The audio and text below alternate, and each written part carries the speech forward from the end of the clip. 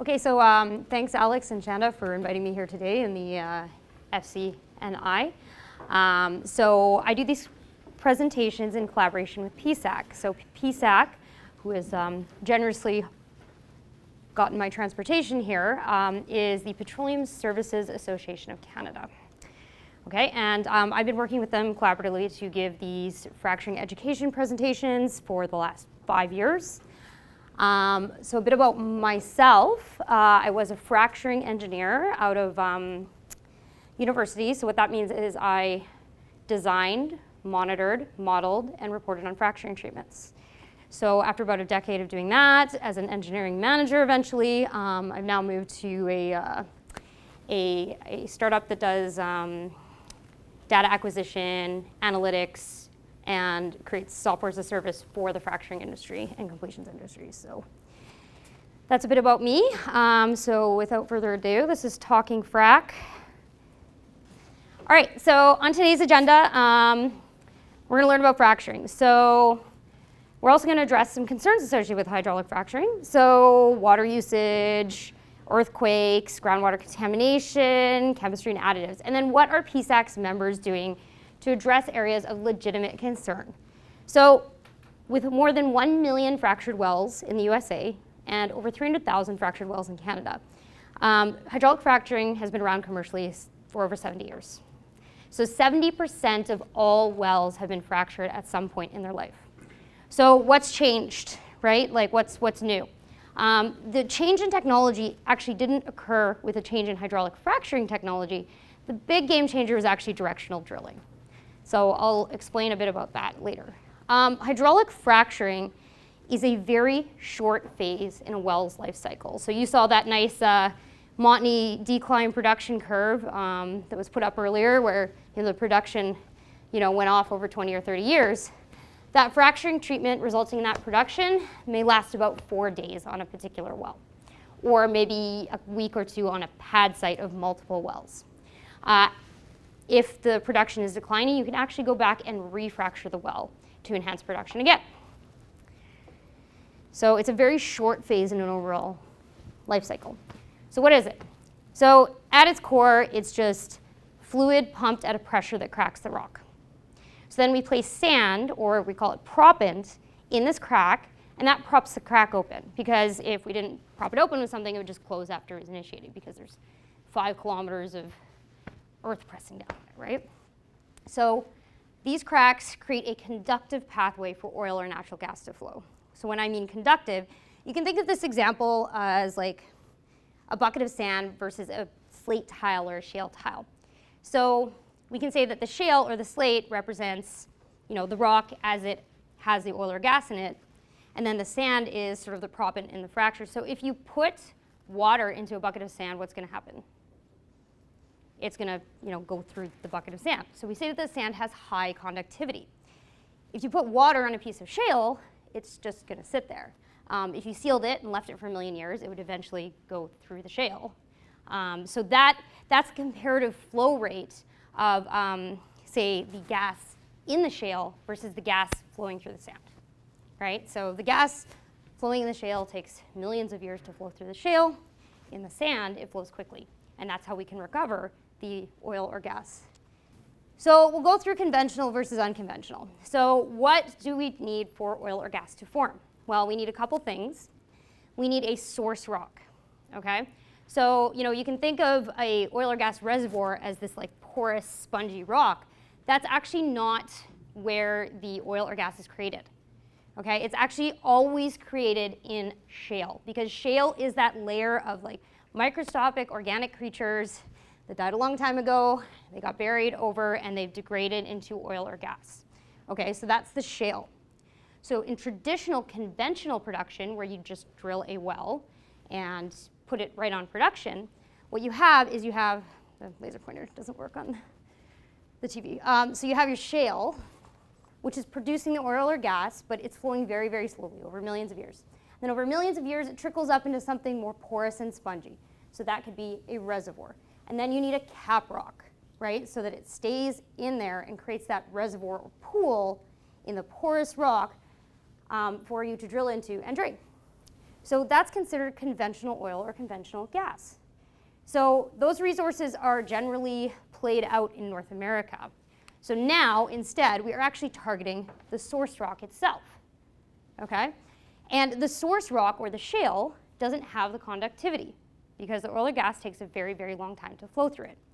So instead, we use fracturing, multiple fracture treatments in the shale to enhance the conductivity and drain the shale. So all these are types of unconventional production. So we have shale, we have tight sand. So shale would be like the Horn River play in BC.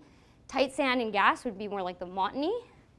That, in other words, it's still a pool, it's still a reservoir, but it doesn't have enough conductivity or porousness to flow the oil or gas. And then we also have coal bed methane, which I'll touch on a bit later. And coal bed methane is actually coal seams near the surface that actually degrade and produce associated methane or natural gas. So why do we frack? In conventional production, you have your wellbore.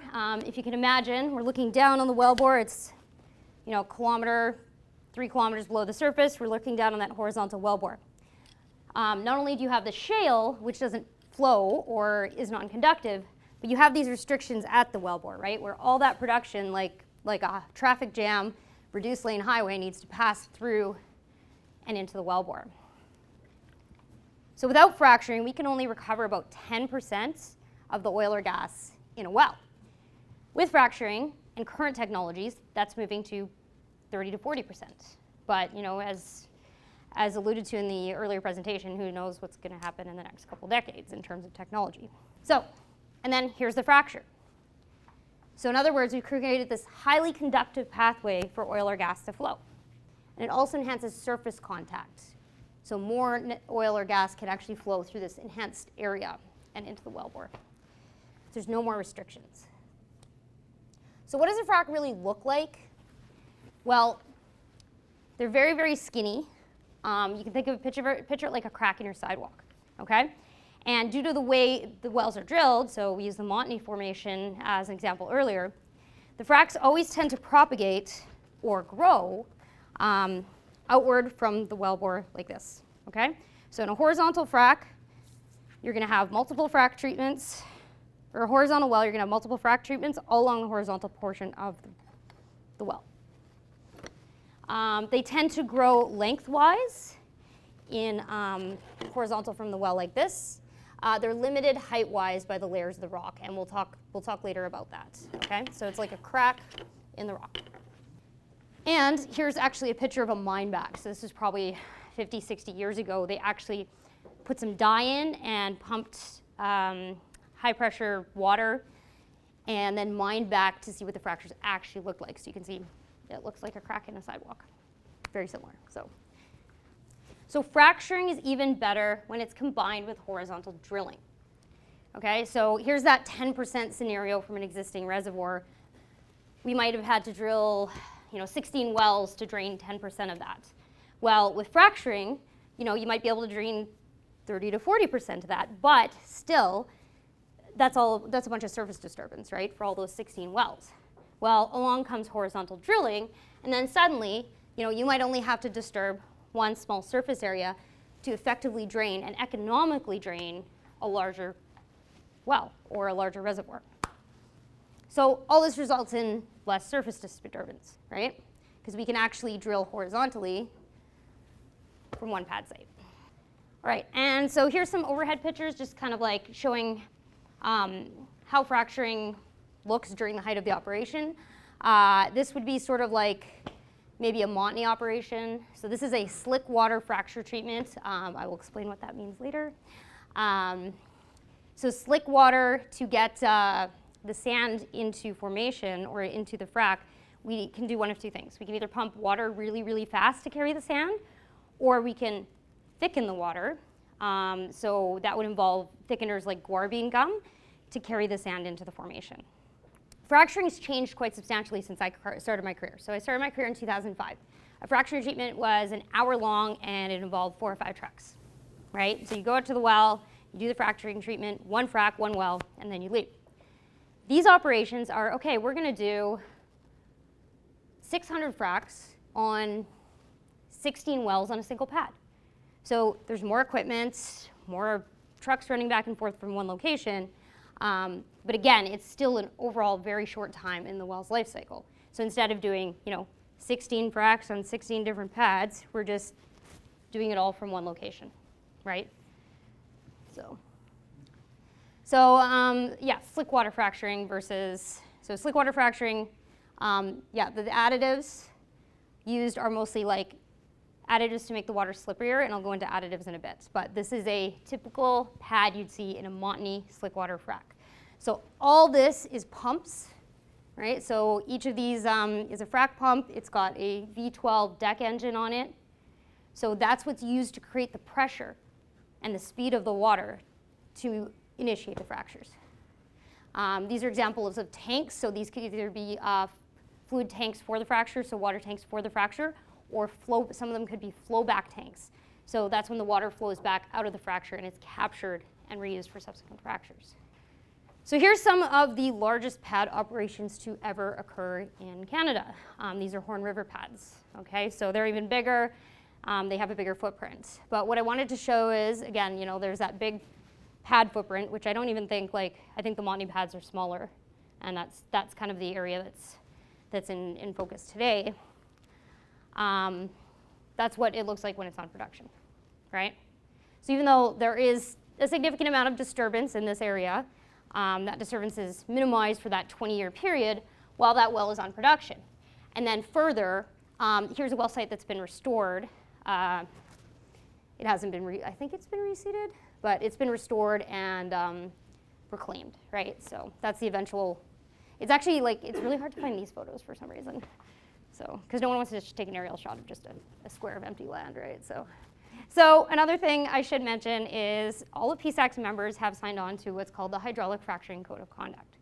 So there's two types of regulations, and James, going after me, will talk all about regulations. So there is directives, and then there's IRPs. And IRP means industry recommended practice. So that is a practice that's recommended, and it exceeds the standard of law. So all the PSAC members, which is all the fracturing operators in Canada, have signed on to the Code of Conduct. What this does is it establishes a standard set around the recommended practices, exceeding them or setting that standard to the recommended practices. And these are things surrounding water, safety and training, tech development, that sort of thing. So that's available on PSAC's website. And then again, if anyone has questions about that, it's available on the website. I will put the website at the end of the presentation. So water usage. Let's talk about that. Fracturing process requires water. So oil and gas water usage in 2016, so that was the height of I think Horn River operations, which were some of the biggest fracs, was 0.001% of total industrial water availability. So a big frac requires around 10,000 cubic meters. So what is that? So that's Vancouver residential usage in 13 minutes, okay? Or a golf course in 8 days. But what's kind of cool about combusting natural gas, because there's some people are like, okay, well you pump that water and it's gone from the water table. It's not. We do flow about 30 to 40% of that back and then reuse it for subsequent treatments. When you combust natural gas, you release more clean water vapor as a byproduct of that combustion than used to produce and complete the well. And of that 10,000 cubic meters, what that translates to is you can heat your home on natural gas for 1 year with less water than it takes for a 15-minute shower. So yes, it seems like a lot at 10,000 cubic meters, but when you talk about the energy that you're getting out of one 15-minute shower to heat your home for a year, so what is industry doing to reduce water usage? So as I talked about, we're reusing and recycling frac fluid. So it would be stored between treatments after it flows back in line tanks on site, and then we can use it for subsequent fracturing treatments. Or we partner with counties and farmers to collect stagnant or gray water that's either impeding crops or it may actually be a gray water source. So that, as I was saying, it's recycled for repeated use. And then at the end of its life cycle, when we're done with the water, it's either trucked away for treatment and then released back into the natural watershed after it's been treated like any municipal water, The other cool thing that's going on, especially in northern BC, is they're using briny water. So when we talked about that shale and the microorganisms that died with the shale when it was laid down, all of them were sea creatures. So with that shale, there was also ancient oceans. So as the ancient oceans become buried under those layers. So these ancient oceans, they're brine or undrinkable sources of very, very deep water. So what you can actually do is drill a well into that, harvest that briny water, that very, very deep salt water, use it for fracturing, and then pump it back into that formation when you're done. So there have been cases where, and especially in the Horn River, where there was actually closed loop or partial closed loop fracturing treatments. So this is a hot topic. Do fractures contaminate groundwater? So wellbores are cased and cemented. James will go more into the directives and how we know wellbores are cased and cemented a bit later. But they're not just cased and cemented. And when I mean cased and cemented, I mean, you have multiple layers of steel pipe and then cement behind it, 2 to 3 times. That's a difference in Canada, is that all wells are required to be completed with surface casing, possibly an intermediate casing, and a production casing. So what this translates to is 3 layers of steel pipe and cement between any fresh water sources and the well itself. So this prevents groundwater contamination. As well, we have integrity testing, which I'll talk about in subsequent slides, before the well is ever brought online. So I'll go a bit into Gasland. So there's a popular trick where you're able to light the tap water on fire. Well, why is that the case? So we have the flaming tap water. So what's going on with flaming tap water? I don't know how many, has anyone here ever drank from sort of like a sour or rotten eggy water source? Well, not drank from it, but hauled water out of it, maybe camping in out in the Nordegg area or something. Yeah, so what's going on there is you have degradation or natural methane being produced with that, right? So in a lot of these areas, the degradation of coal near the surface produces the methane gas, right? And the gas sits on top, right? So you're gonna have your water and coal, because coal is porous, so water's gonna sit in the coal, and then you're gonna have your methane that is growing as the coal degrades, and then some sort of seal that kind of keeps it there. Well, where do you drill the best water wells? Right in a coal seam. Because if you look at your Brita filter, it's charcoal. It's actually the best filter you can get for clean drinking water. So if you have a water well and you draw down on it, so this is water seeping down from the surface and collecting here. So if you draw down on it, or if there's gas bubbles in there, you can actually co-produce natural gas with your water in any area where there's coal. So why do regulations and best practices matter? Because without these multiple layers of casing and cement, so the metal, the steel casing and the cement, what you can get is shallow gas migration, okay? So what can happen is that natural gas we talked about, the shallow natural gas, if these layers aren't done properly, it can actually migrate up the sides, right, and into a water supply. And this is shallow. This is not at the fracturing depths, right? Because that would mean that there was no cement for a kilometer, right? So you can actually get natural gas migration. This doesn't happen in our jurisdictions because of the regulations that are in place.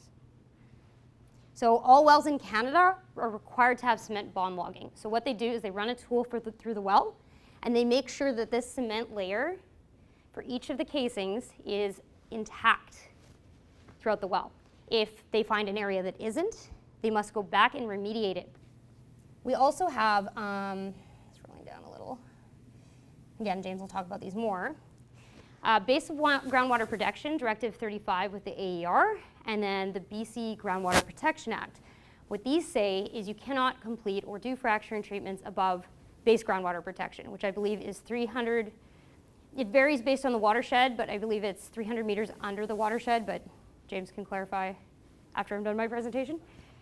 So in other words, the shallowest fracturing treatments would be hundreds and hundreds of meters under any water sources, even deep municipal water sources. So here's kind of like a cross-sectional view of how a well in BC or Alberta would be completed. So we have our surface casing and cement, we have our intermediate casing and cement, and then production. So this is shortened just to show scale. Really, this would be like 5 kilometers or maybe 3 kilometers. So how do we know fractures, like a crack likes to propagate or a crack likes to grow, so how do we know that fractures don't actually grow up into that fresh water? Well, by volume, if we put 100 tons of sand and 1,000 cubic meters of water, so this is the resulting volume of that fracture, right? And so it's 1,000 meters cubed of fracture versus 1 million meters cubed of rock above, if we're talking about a 1 kilometer deep well. So from a volume perspective, there's just not enough volume there for the frac to grow that large. The other reason we know fracs can't propagate upwards like that is because they don't want to. Due to the stresses in the rock, the crack wants to follow the sedimentary layer, or the sediment that's laid down. So it wants to propagate like, it's kind of like your wood grain in your hardwood floor, or a wood grain in wood. If the wood's cracked, it's going to go with the grain instead of against the grain.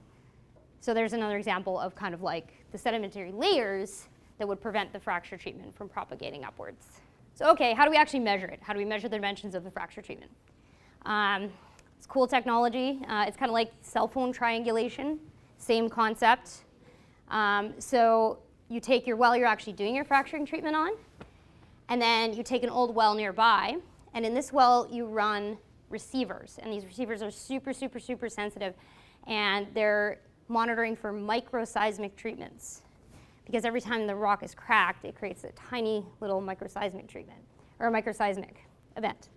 So you listen, and then you triangulate the dimensions of the fracture. So, and here's 3D modeling as the result. So this is actually 3D modeling from a BC multi-stage fracturing treatment, where the microseismic events are actually mapped out to model the geometry of the fracture. So what is all this leading to? Well, it's leading to large groups of studies which took a look, and most of these studies have been done in US shale plays, so all this is in imperial units, but this red line represents the depth of the horizontal wellbore. So between 8,000 and 6,000 feet, you have all your wellbores, and then this blue line here represents the highest growth of your frac treatments by microseismic modeling.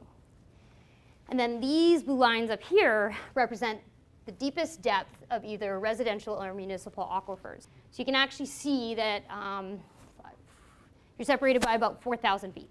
And so they did this study in the Marcellus, the Eagleford, and one more shale play in the States. And then they mapped all the results. Okay, earthquakes. Let's talk about it. Can fracturing cause earthquakes? Yes. Induced seismicity is associated with a lot of human activities. So for example, dam building, construction, and mining can all be associated with seismic events.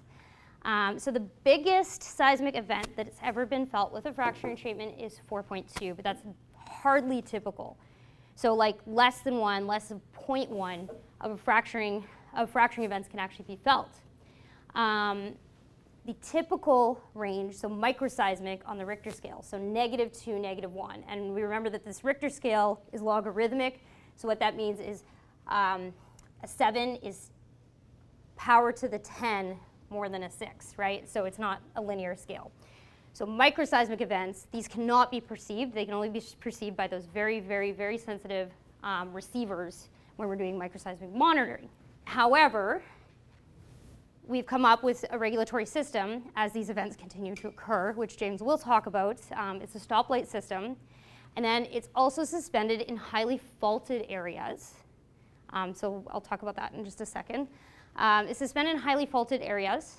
So if we do some surveying and discover a faulted area, near residential, it may actually be suspended. Or if there's been previous occurrences of larger scale events. And again, these are very, very localized events. This is not the same as like a tectonic plate slip, right? So it's very, very shallow fault occurrences, and it's localized to small areas. So what the stoplight system is during a fracture treatment, the operator is required to install seismic monitoring, okay? And if it exceeds a preset limit, so I think it's, James, do you know the actual values for the stoplight system? Maybe 4, except we have a special area where it's 3. Yeah, so if it approaches that area, it goes to yellow, which means they have to like cease operations. If it goes to red, it's shut down. There's no more fracturing in that area. So dam construction, for example, is associated with events up to a 6 on the Richter scale locally. And that's because you're changing the way the local loading, right? Because you're filling an area with a bunch of water, and that water has a ton of weight, so you're like loading that area, and that can cause plate slippage as well. So you asked a question about a frac propagating upwards on a fault. Okay, so basically when the horizontal well is drilled, they do another type of logging as well to see what the geological features are, right? So if they detect any faults, they actually isolate that area, so they don't actually frack it. So the other thing we have is fracture planning zones and offset well monitoring. So James, do you talk at all about offset well monitoring and fracture planning zones? I don't have it in my slides, but I can talk about Okay. Well, I can talk about it as well. So before a frac is completed, what they have to do is create what's called a fracture planning zone. So they take the largest estimated modeled area of the fracture, they double it, and then they're required to put pressure sensors on any wells in that area. So in other words, if this is our horizontal well, okay, and say it's a kilometer down. So we say our fracture planning zone is, I don't know, like 50 meters out from each side of the well bore, 100 meters. Double that, 200 meters. Then any well that exists within this chunk, right, has to have a pressure monitor put on it, including water wells. So in other words, if there was a case of that, it would be recorded by that pressure sensor, because the water well or any well in the fracture planning zone, be it offsets like oil or gas wells or municipal water wells or very shallow rural water wells, would actually, you'd see pressure come, like you'd see a pressure increase on that, right? From this theoretical event you're talking about, right? So you'd see a pressure increase on that. So in terms of water and municipal aquifer monitoring, I don't believe there's been any actual pressure events that would signal the scenario you're talking about. Okay. Did that make sense? Kind of? I think what it points to is, in like, for example, in the Alberta context, around Fox Creek, that I don't think they really understood the existing geology and the census of the fault lines that existed there. And what happened was when we went in and started doing the fracking there, what we found out was actually some micro faults and that kind of stuff. What, you know, and Dan, I'm not speaking for you, the community on this one. What I don't think we understand is because we don't understand these micro fault zones. We don't understand what they look like because that just hasn't been studied and done. I think it's a good question though to be understand like when you have these microsite zones, micro fault zones, what do they look like? What's their distance? What's the depth of those faults? Like, things like that would be pretty useful to start understanding how much they can drop it down in space. They're usually pretty small, but it doesn't mean that they're not very sensitive in some of these places, as they found out, for example, in Alberta. So when they log a well, they will actually actively avoid fracking in faulted areas. Because again, you know, even if the fault's just propagating out here, that still means that the frac is going where the operator doesn't want it to go, right? It's going away. It's not creating that nice little conductive path, right? Because if the fault's there already, that water in that sand is just going to travel up near the fault, and it's not actually going to create a conductive path for that oil or gas to flow. And generally, where there's high faulting, there may not be as much oil and gas anyways. So what I've seen is operators will actually, if they discover a fault, they'll block the area. So you might frack here, and then during, like where the fault is, they're not going to do anything, and then here and here, right? Because it's not actually economic to go near a fault either. In the Fox Creek area, I believe you can't frack. There's actually like a moratorium in certain areas because of the faulted nature of the area. So, okay, let's talk about additives. So in order to carry the sand, we either need to thicken water, and we do that using a guar bean type gum, so like a thickener you'd get in like a lot of different foods, or slick waters, and that's to pump the water really fast, reduce the friction in the water, make it a lot slipperier. So in typical fracs, these are the type of additives you might see. You might see a breaker. So what that would be used for is actually breaking down the thick water so it flows back out of the well and you can reuse it. Because you don't want that water to stay down there. You want to collect it so you can use it again. Clay stabilizer, because we talked about these areas being like, ancient seabeds. So if you pump fresh water without salt in there, it's actually going to swell up the clays and shut off the conductivity. Could have some flowback enhancer, scale inhibitor, so like your shower head, how it scales up. There might be some scale inhibitor in there. Biocides, we talked about the gray water fracturing treatments. So you might have to put a biocide in there because it's gray water. It would need to be treated anyways, so we'd treat it prior to using it. So fracturing fluid is actually 99.5% water. And then this is a cool slide. So really, like what's going on in the Montney and Horn River, you're kind of limited to these two additives. These other additives might exist in other areas of the world where they're doing fracturing, but really these are the two default additives. So what they would be is the friction reducer to make the water really slippery. Some alternative uses for polyacrylamide are soil conditioner for farming. And then clay control. So that's that salt compound, so it prevents the clays from swelling up. And that's an additive for feeder farming, so like, a salt lick for cattle or something, right? And then some of the other additives, like what we use mostly as a gellant is guarvine gum. So, it's a commercial food grade thickener. And then, the other treatments would be for like, you might use it in your hot tub, like a scale inhibitor, pH control, or the biocides. So that might be used in municipal water treatment or in hot tubs. How do we know? Okay, we have this thing called additive disclosure, and I think you're going to talk more about frac focus? Or should I talk about it? Too much detail? Okay. So basically what fracfocus.ca is you can actually go and map out any well near you or any area of interest and see what was pumped into it. And it'll actually break it down into the chemical additives.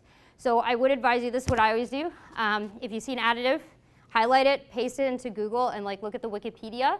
But again, the best thing to do is look at Wikipedia and see what else it's used in and in what concentrations, right? Because every additive has like a big long chemical name, and so, yeah. So it is mandatory in BC, Alberta, and 10 US states to do additive disclosure, and it's been active.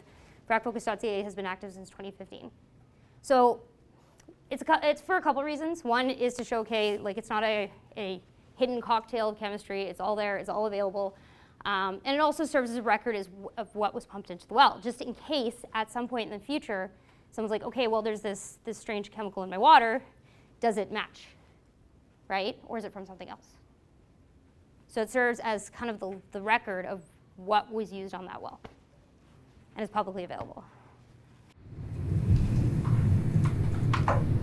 I think it'd be fair to say that there are some chemicals that know that in certain concentrations, in certain contexts, are toxic, that are included in hydrogen. I think that's an important thing to acknowledge. And sometimes that may not be predominant, may not be part of it, but and that might be something I know communities are going to want to know a little bit more about.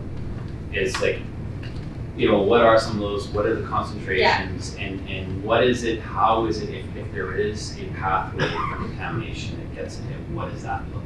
I think that's just important to have full disclosure on that versus a dismissal of that as a concern. And it's just because we see this one, there isn't necessarily, there are other categories. There's also, you're using the benzene and other chemicals that are included, and I don't necessarily see those here. There's other stuff that can be considered toxic, and just really important to understand pathways, the level, disclose that. So the benzenes would be used more in I think acidizing treatments, right? Like matrix acidizing treatments. Yeah, depends on the whole, right? Depends on the treatment, and so that might not be the case, for example, in the Northeast, but it might. I think it'd be very important to look at what are some of the stuff that is going on in the Northeast, and what do we have understanding about those. Yeah. So from my experience, having programmed these for 10 years, these are the additives, right? It's because of the scale. it needs to be economic, right? So they try to minimize, because the additives are costly, right, for these treatments. So they try to minimize what's actually used. So if you want to get a deeper understanding of that, I encourage you to go to fracfocus.ca, grab the additive, put it in Wikipedia. What Wikipedia will have is an MSDS, or material safety data sheet, on that particular additive. On that material safety data sheet, it'll give you kind of like what dose it would be toxic at, right? So for example, table salt has an MSDS. There is a lethal dose of, table salt that you can give an animal. So every single additive on there has an MSDS, unless it's considered green. So what that is the service company has applied for special designation. What this means is the additive is exempt from transportation of dangerous goods. The reason for that is because it's considered non-toxic, biodegradable, and not harmful in any way, like to eyes, ears, mouth, anything. So what happens with those additives is they pass a Microtox test. So what a Microtox test is they take trout, daphnia, other microorganisms, they put the additive in there with them and observe the results over an extended period of time. Right? So your shampoo won't pass a Microtox test, but actually some of the additives they are using in fracturing will. So if you see something that says not regulated on fracfocus.ca, that means it's been granted non-toxic, non-regulated status. I talked about the Microtox testing, where the industry's headed. This is just an example of the thickened water using guar. So where's industry headed? So green lines of frac fluid and additives. Why? They're easier to transport. They're not subject to TGG. They're better for people on the surface. And then challenging their suppliers to provide green options. One area where there's been quite a bit of innovation is around this guar. So you talk about benzenes or hydrocarbons. Well, a while ago, they had slurried guar. So how did they slurry the guar? They put it in either millionaire oil or diesel. Okay, so the reason for that is, have you guys ever made gravy and you got to thicken the gravy? And you use like cornstarch or flour to do that? Well, if you put the cornstarch or the flour right in the gravy, it's just going to ball up. So you need to like prehydrate it with a little water, and then you put it in your gravy. So same thing. So they used to slurry the guar. And so challenge of industry, okay, let's make this less toxic so that it's easier for to be transported, so it's green, so it's not regulated. So they created hydration units. So it's a unit that basically does the same thing on a big scale to what you're doing with the gravy. It prehydrates that powdered guar bean gum, and then that's the way it thickens the water. So this is a really neat area. I've heard often, okay, fracturing poisons the air. Well, it uses diesel, right? Like all that equipment you saw on the site uses diesel. There's diesel exhaust, right? So how can we reduce that diesel exhaust? Any industrial operation does use diesel, but how can we reduce that? Well, there's a cleaner source of energy right there. There's natural gas. We can actually draw it off the wells and use it to power the fracturing equipment. Or take it a step further. A lot of e-frac crews have debuted in North America, so that is fully electric hydraulic fracturing equipment. So those V12 deck engines that are used to actually crack the rock can be powered by electricity or natural gas.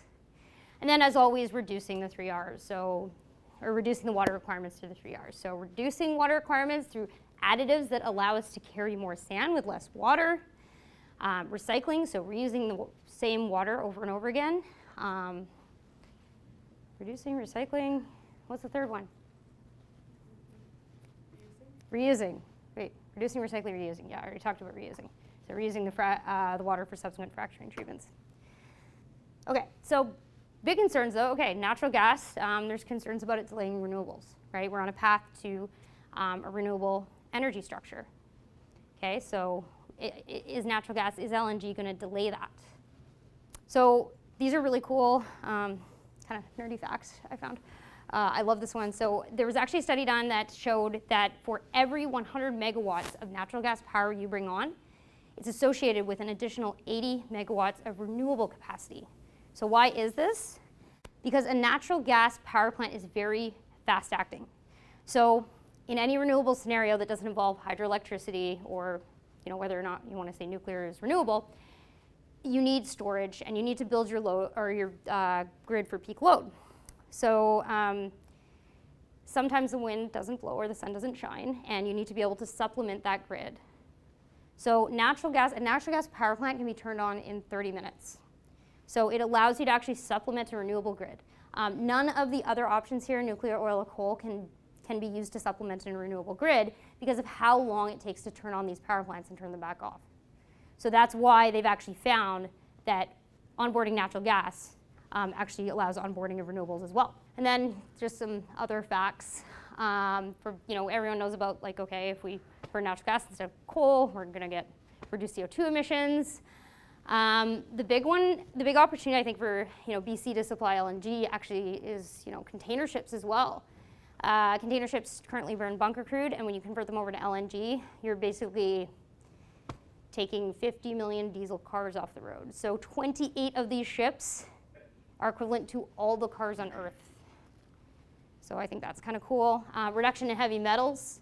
Coal is a very, the combustion of coal is associated with quite a bit of heavy metals that actually enter the atmosphere, and then they accumulate in the food chain. And then I already talked about allied to renewables. So what are our key takeaways here? Fracturing is not a new technology. It's been around for 70 years. It occurs for a very short period of time over the well's 20 to 30 year life cycle, and you can actually go back and refracture a well to enhance its production.